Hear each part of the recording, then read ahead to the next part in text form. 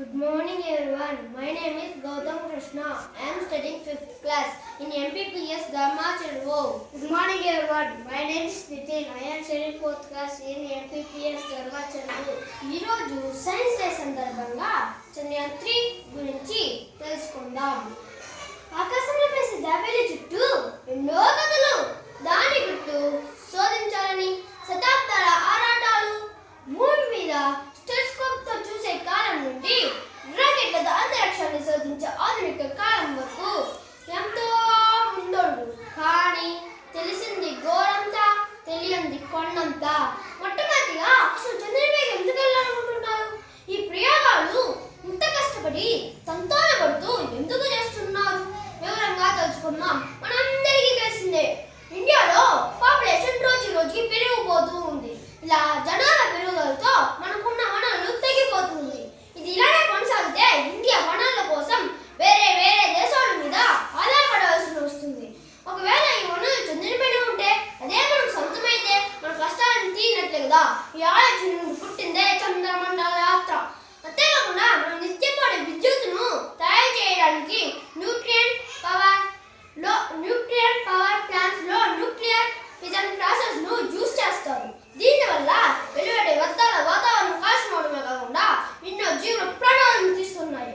అలా కాకుండా ఈ nuclear power plants nuclear fission process ను హీలియం 3 తో యూజ్ చేస్తే ప్రకృతి దెబ్బతీసే వ్యర్థాల నుండి మనం తప్పించుకోవచ్చు.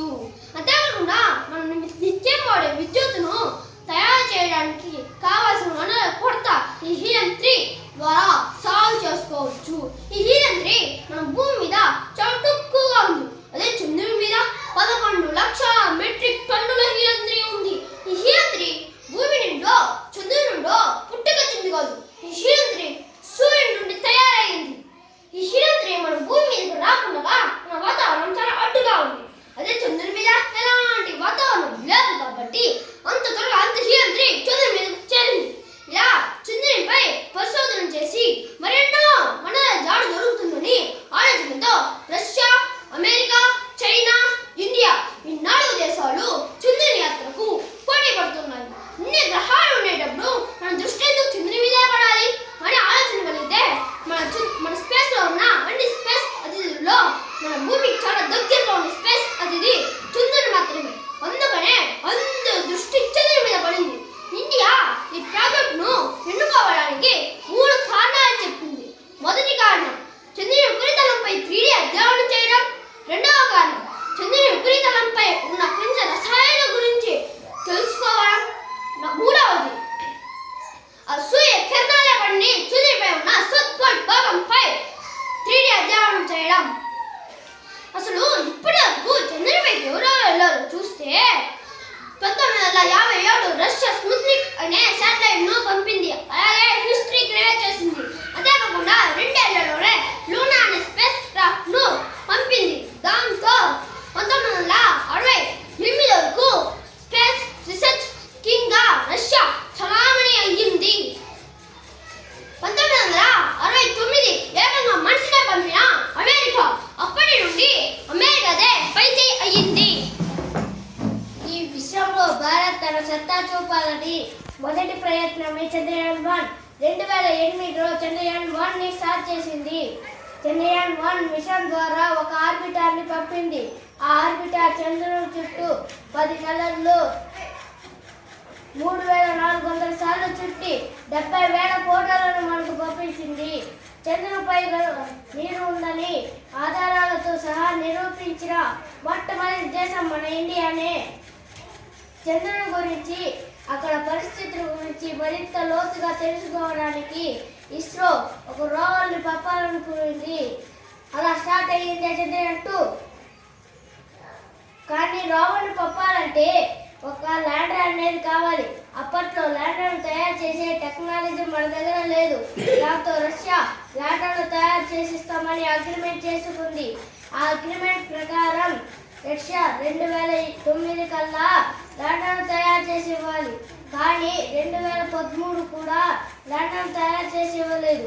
దాంతో ఇస్రో మనమే ల్యాండర్ను తయారు చేసుకుందామని డిసైడ్ అయ్యింది.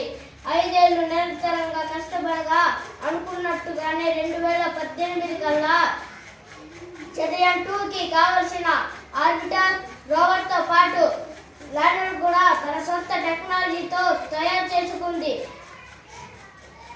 చంద్రయాన్ 2 ప్రయాణానికి జూన్ 22, 2019కి సిద్ధమైంది. ఒకవేళ ల్యాండర్ చంద్రుడిపై దిగి ఉంటే ప్రపంచంలోనే చంద్రుని సౌత్ పోల్ పై దింపిన మొదటి దేశంగా చరిత్రలో రికార్డు సృష్టించేది. అంతేకాకుండా సాఫ్ట్ ల్యాండింగ్ చేసిన 4వ దేశంగా చరిత్రలో నిలిచేది. సేమ్ మనలానే వేరే దేశాలు కూడా ఈ ప్రయోగాన్ని చేశాయి. కానీ వారికి మనకి తేడా ఏంటంటే అమెరికాకి అయిన ఖర్చు 9,600 కోట్లు, రష్యాకి అయిన ఖర్చు 13,712 కోట్లు. అదే మన ఇండియాకి అయిన ఖర్చు కేవలం 978 కోట్లు మాత్రమే. ఇంత తక్కువ ఖర్చుతో ఈ ప్రయోగాన్ని చేయడం మామూలు విజయం కాదు. కానీ ఈ విజయాన్ని ఆ రోజు మనం పూర్తిగా పొందలేకపోయాం. ఆ చిన్న కన్సర్న్ కట్టువలన విజయాన్ని సంపూర్ణం చేయడానికి వచ్చిందే చంద్రయాన్ 3. అసలు ఈ చంద్రయాన్ 3 ప్రయాణం ఎలా మొదలైంది, ఏం సాధించింది అనే విషయానికి వస్తే, చంద్రునిపై చేరడానికి జరిగిన ప్రయాణాల్లో 2008 చంద్రయాన్ 1 మిషన్ ద్వారా చంద్రునిపై నీటి జాడను గుర్తించారు. ఆపి 2019లో చంద్రయాన్ 2 మిషన్ను స్టార్ట్ చేశారు. కానీ కొన్ని సాంకేతిక కారణాల వల్ల అది విఫలమైంది. ల్యాండర్ను దింపడానికి భారత్ వెనుకబడిన 3వ ప్రయత్నమే చంద్రయాన్ 3. ఈ చంద్రయాన్ 3లో ముఖ్యమైనవి ఏంటంటే, చంద్రునిపై ఉపగ్రహాన్ని మోసుకెళ్లే 100% సక్సెస్ఫుల్ రేట్ ఉన్న LVM రాకెట్. దీని బరువు 462 టన్నులు, అంటే 130 ఆశయాల బరువు అన్నమాట. దీనికైన ఖర్చు కేవలం 615 కోట్లు మాత్రమే. చంద్రునిపై దిగడానికి ల్యాండర్ విక్రమ్, చంద్రుని చుట్టూ తిరగడానికి రోవర్ ప్రజ్ఞాన్, ఇవి 2 జీవితకాలం 1 నెల రోజులు.